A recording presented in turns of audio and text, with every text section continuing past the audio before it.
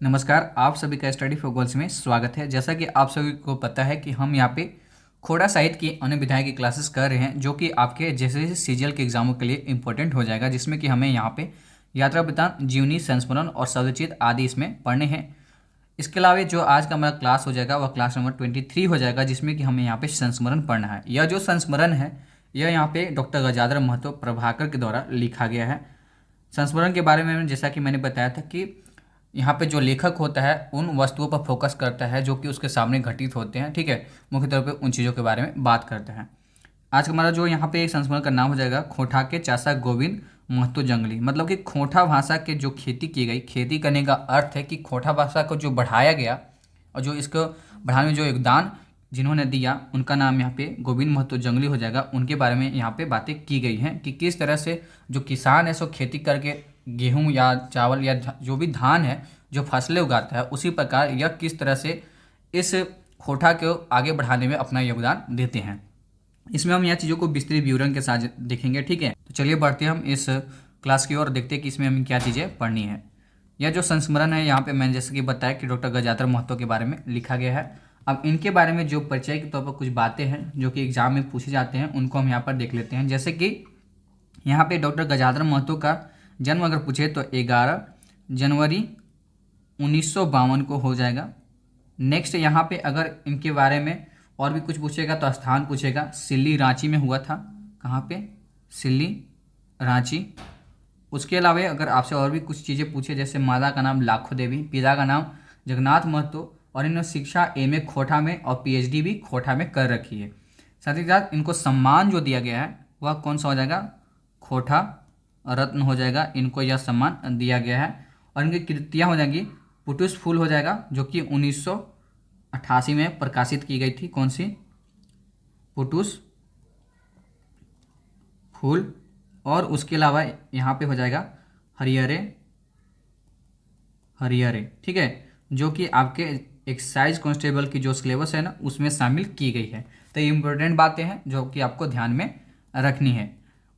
चासा का मतलब किसान, मतलब कि चासा जो वर्ड हो गया खोटा में उसका मतलब होता है किसान, खेतिहर, जो हल बैल के साथ खेती करता है।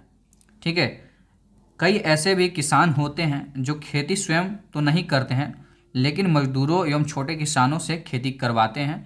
ठीक है, उसे मीरा कहा जाता है। चासा का एक और रूप है जो साधन होता है, उत्प्रेरक होता है, दूसरों को खेती करने के लिए प्रेरित करता है। ठीक है, जो स्वयं तो खेती नहीं कर पाता लेकिन दूसरों को कहता है कि तुम खेती करो और इसमें आगे बढ़ने के लिए को समझाता है।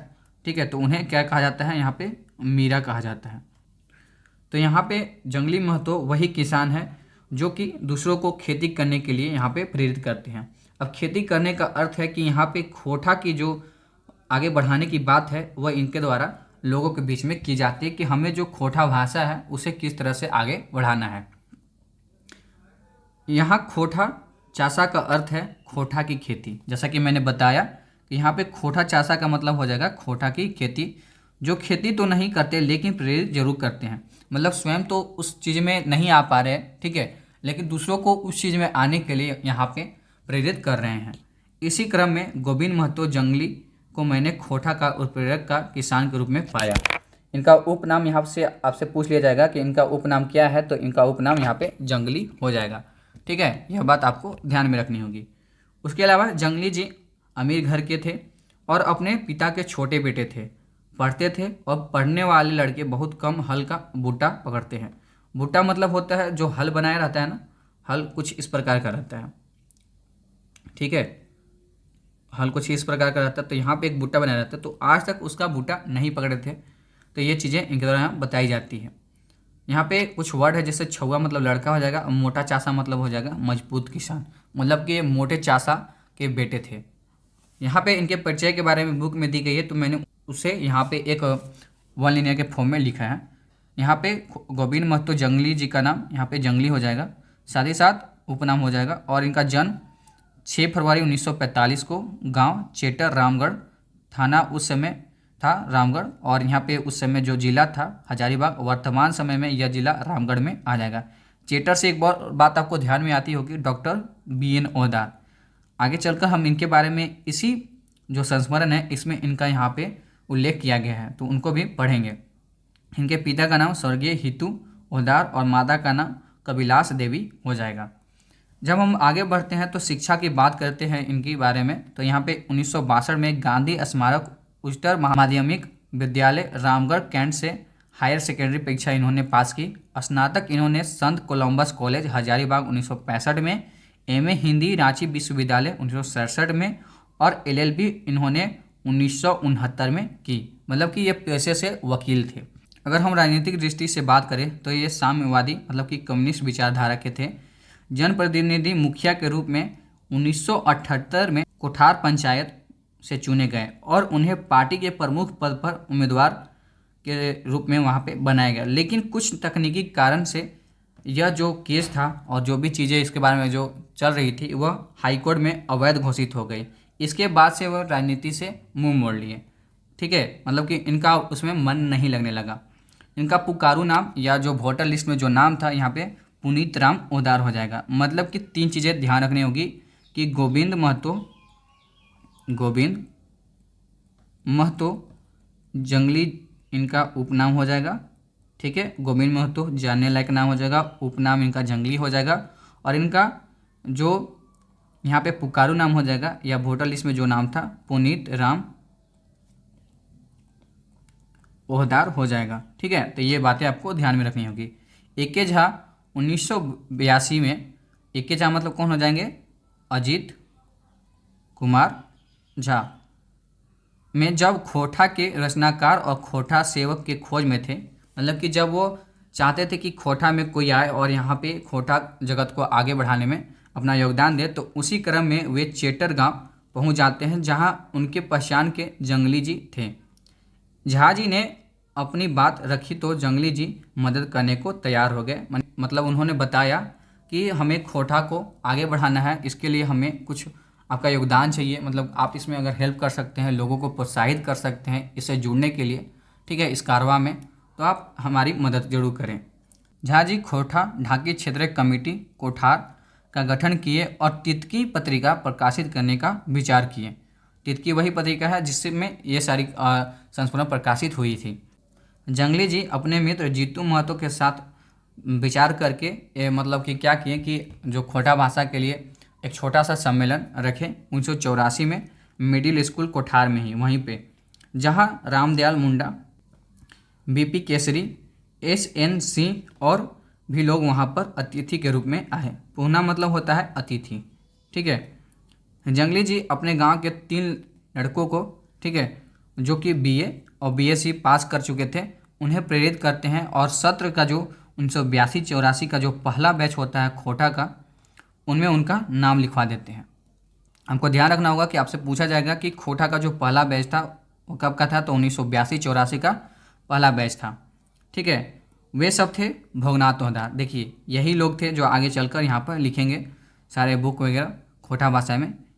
भोलाराम महतो, दूसरा यहाँ पे मोतीलाल ओहदार, ये 3 यहाँ पे हो जाएंगे। उसके बाद दूसरा बैच भी यहाँ पे इनके द्वारा चलाया गया, उसमें कुछ लड़के को नाम यहाँ पे उनके द्वारा लिखवाया गया, जिसमें कि नगेश्वर महतो, राम टहल ओहदार, निरंजन महतो, राम प्रसाद महतो, बाबूलाल महतो, जिन्हें बूढ़ा खुखरा के नाम से जाना जाता है, इन सभी का इन्होंने नाम लिखवाने के लिए प्रेरित किया। साथ में उन सभी को पढ़ने के लिए, तो अगर उन सभी का तो नाम तो लिखवा दिया, लेकिन उनको पढ़ाने के लिए तो कोई टीचर तो चाहिए, तो उन सभी को पढ़ाने के लिए चितरंजन महतो, जिनका उपनाम यहाँ पे चित्रा हो जाएगा, ठीक है, चित्रा के नाम से जाना जाता है, जी को रामगढ़ उच्च विद्यालय कोई टोला के हेडमास्टर थे, उनको यहाँ पर रखा गया। वो पहले यहाँ पर रामगढ़ उच्च विद्यालय कोई टोला के हेडमास्टर थे, वहाँ से फिर इनको स्थानांतरित करके यहाँ पे इस बैच के लिए यहाँ पे टीचर के रूप में रखा गया। खोटा सम्मेलन करवाने में जंगली जी का महत्वपूर्ण योगदान था। जैसे कि 1984 में कोठार में, 1984 और 87 में चेटर में, 1986 में रामगढ़ कॉलेज में और 2000 में कोठार में खोटा सम्मेलन इन्होंने करवाया। 1993 में बोकारो खोटा कमेटी की तरफ से इन्हें खोटा रत्न से भी सम्मानित किया गया। ठीक है, इस दौरान मेरा परिचय उनसे हुआ, जो मुझे मतलब कि जब भी मैं उनसे मिलता था तो मुझे खोटा में लिखने के लिए काफ़ी प्रोत्साहित किया करते थे। जंगली जी बहुत सारे साहित्य रचना भी करते थे, जिसमें कि एक संस्मरण उड़ गेलक फुलवा रह गेलक बाँस, जो कि आपको पढ़ना भी है और इनके द्वारा यह पहली संस्मरण यहाँ पर लिखी गई, जो राधा कृष्ण पर लिखा गया था, जो इंटर क्लास के किताब खोटा गद्य पद्य संग्रह में संकलित किया गया है। तो आपसे पूछ सकता है कि इनके द्वारा लिखी गई पहली संस्मरण का नाम क्या था, तो उड़ गेलक फुलवा रह गेलक बाँस, और यह किस में संकलित है, तो खोटा गद्य पद्य संग्रह में यह संकलित है, जो कि इंटर क्लास के किताब में शामिल किया गया है। एक कविता तितकी और बारूद जो रुसुल पुटुस में लिखा गया है। कविता समय का पुकार है, जनवादी विचार है। इस कविता की आखिरी पंक्ति कुछ इस प्रकार है। बारूद लेखे पुटुस के तितकी लई जलावा, शोषण के पोड़ाई के आपन राज बनावा। मतलब कि बारूद लेके जो यहाँ पे पुटुस का जो लकड़ी होता है उसे इस तरह से जलाइए कि जो शोषण का यहाँ पे रोजगार जो चल रहा है, लोगों को यहाँ पे दबाया जा रहा है, वह यहाँ पे जलकर राख हो जाए। ठीक है, और अपना जो राज है, मतलब कि अपना जो स्वतंत्र राज है उसे स्थापित कीजिए। वे पेशे से वकील थे। जिंदगी के आखिरी समय में वो कैंसर से लड़ रहे थे। ठीक है, और 3 अक्टूबर 2014 को वो हम सबको अलविदा कह गए। उनकी आत्मा की शांति के लिए सत सत नमन।